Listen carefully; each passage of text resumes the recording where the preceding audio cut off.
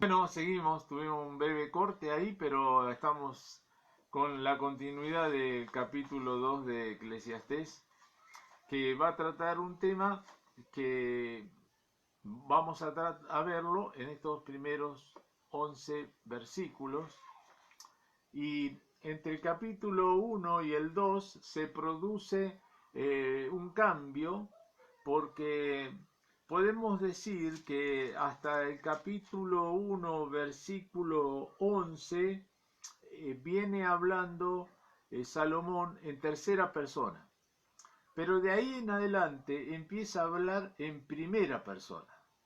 Lo que nos está diciendo a nosotros que él ya está viendo las cosas desde adentro. No, antes él estaba mirando, observando cómo son las cosas, pero ahora las está viviendo él, ¿no? Entonces él entra a vivir todo esto que está buscando, que está tratando de encontrar el sentido de la vida, ¿no? Sin tener en cuenta las cosas de Dios, sin tener en cuenta lo eterno, debajo del sol, como dicen, ¿no es cierto?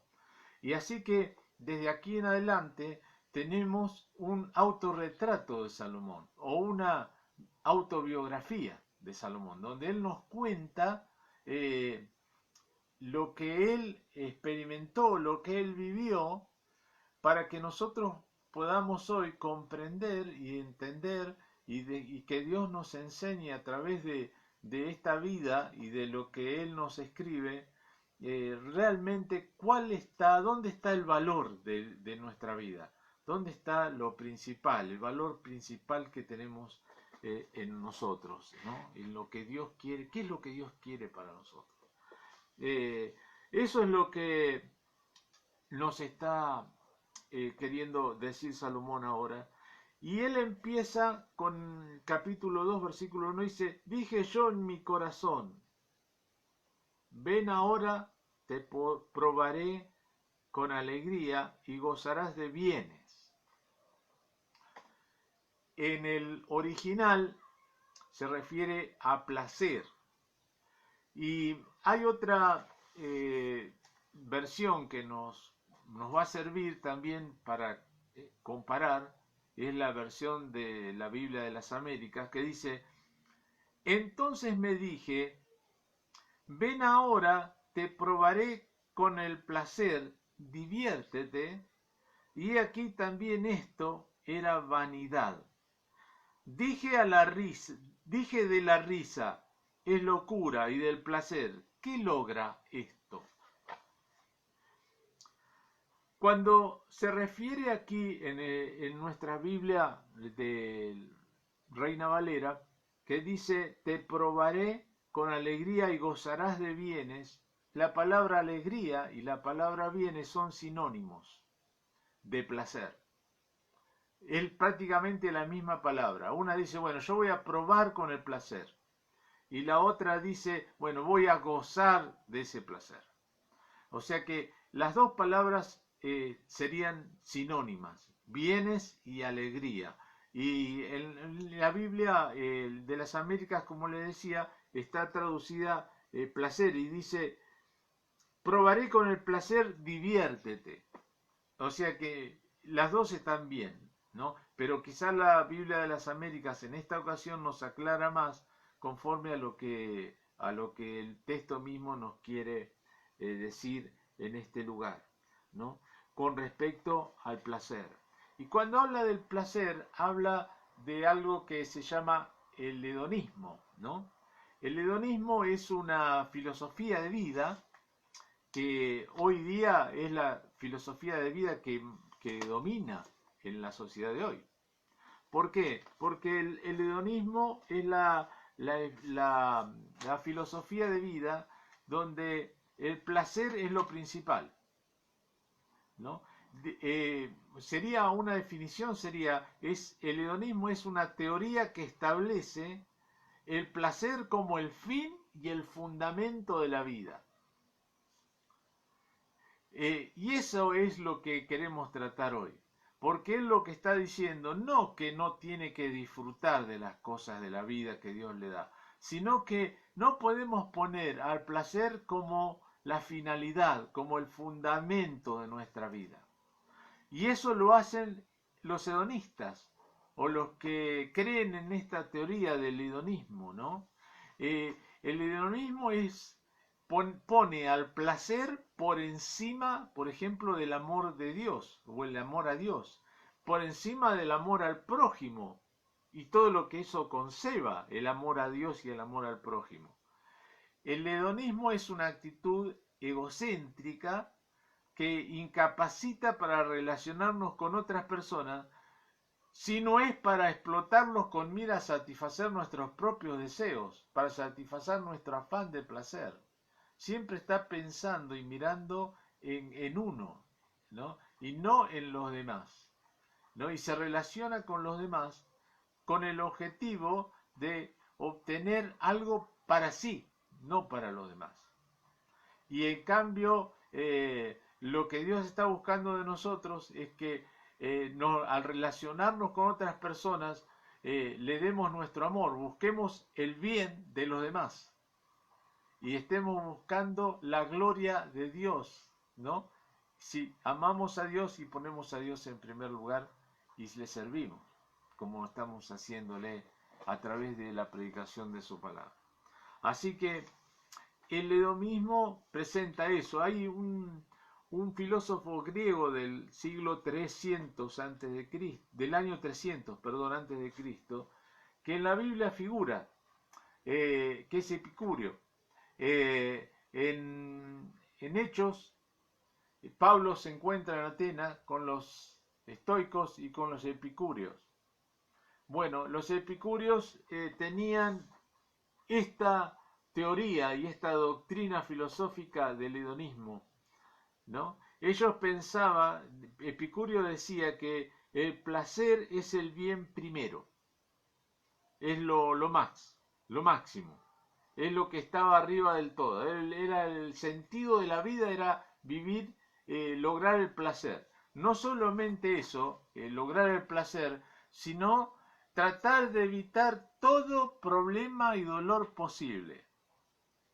Como ve usted y como decía el capítulo 1, estas doctrinas viejas ahora parecen nuevas porque es lo que la gente vive. Hoy la gente quiere disfrutar de la vida, no quiere hacerse problema. Vamos a disfrutar de la vida porque no sabemos lo que nos va a pasar mañana. No pensemos, hagamos lo que queramos, lo que nos gusta. Tratamos de sacar todo aquello que nos puede llegar a causar sufrimiento, problemas y todo eso. Tratemos de sacar todas esas cosas de la vida y dediquémonos a disfrutar y el placer. Y ese es el todo de la vida, porque mañana se termina la vida y después no hay más nada. Ese es el pensamiento del hombre de hoy. Y todo se hace en base a eso, ¿no?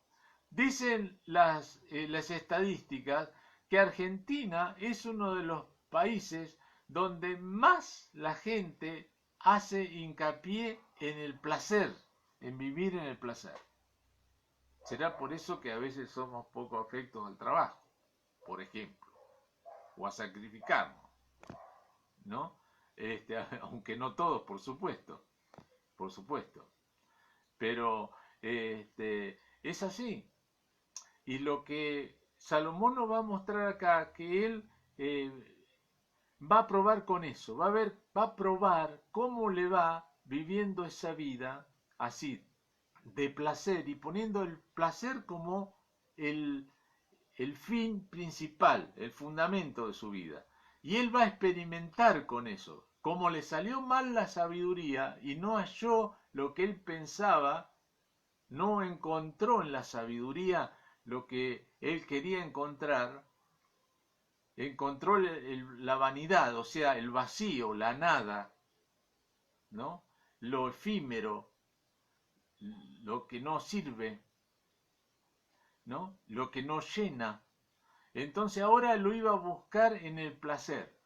Y entonces empieza a decirnos esto, y enseguida que arranca y que nos habla de que él está buscando y probando con la alegría, con el placer y con el gozar de la vida, ahí nomás dice, mas he aquí, esto también era vanidad. Y vuelve a repetir lo que pasó en el capítulo 1, que pone la conclusión primero y después desarrolla el tema. Y parece que esto era, en los escritores hebreos, era una característica, donde primero decían, bueno, esto es así, y después empieza a desarrollar cómo llegaron a esa conclusión, ¿no? Es como si dijera en homilética a los que preparamos mensajes, predicaciones, ponemos la conclusión antes que la introducción, y después desarrollamos la introducción y los demás puntos del mensaje. Bueno, los judíos hacían al revés, ponían primero la conclusión y después desarrollaban. Y aquí Salomón hace eso en Eclesiastés. Primero pone las conclusiones y después desarrolla cómo llegó a esa conclusión. Y es lo que nos está diciendo acá. Hay un escritor cristiano, Charles Swindoll, que ha escrito muchos libros, aún en castellano, y él dice que sería muy bueno que nosotros tomáramos esa costumbre de los hebreos, porque sabríamos las consecuencias que nos traen las cosas, ¿no? De antemano, ¿no?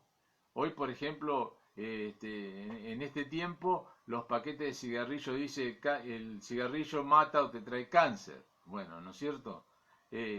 Y te da como la conclusión de lo que es. Y en todas las cosas tendría que ser así en nuestra vida, porque evitaríamos caer en muchas cosas y entrar a probar muchas cosas que nos hacen mal, como por ejemplo probar en determinadas cosas con el sexo, con el placer, con las drogas, con el vino, como dice acá, no sé, una droga más, con las posesiones materiales, ¿no es cierto? Teniendo todo eso como el objetivo supremo de nuestra vida. Tener más dinero para disfrutar o para decir, bueno, se lo vamos a dejar a nuestros hijos y cosas por el estilo, ¿no?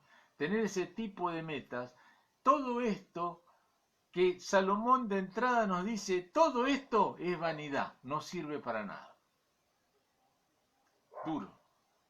Pero es lo que él vivió, porque él está contando su experiencia.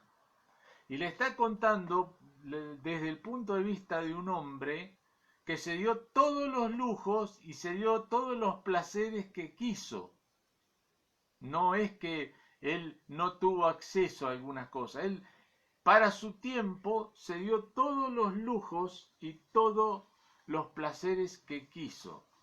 Hay un libro de un investigador que hizo una investigación sobre qué era lo que las personas consideraban que era la felicidad de la vida, en la vida, ¿no? Y este hombre puso, este libro se llama La paradoja del progreso. Y debajo, como un subtítulo, digamos, de ese libro de La paradoja del progreso, dice, ¿cómo la vida se pone mejor mientras que la gente se siente peor? La paradoja de la vida. ¿Cómo la vida se pone mejor mientras que la gente se siente peor? Y si nosotros nos ponemos a mirar, muchos de nosotros o todos nosotros estamos mucho mejor que nuestros abuelos, por ejemplo. Vivimos con muchísimo más confort que ellos, con muchísimos más cosas materiales, aún mucho más que lo que tenía Salomón. Solamente con ir a un supermercado nosotros podemos adquirir un montón de cosas que Salomón no tenía en su mano, a pesar de toda su riqueza, ¿no? A pesar de todo eso,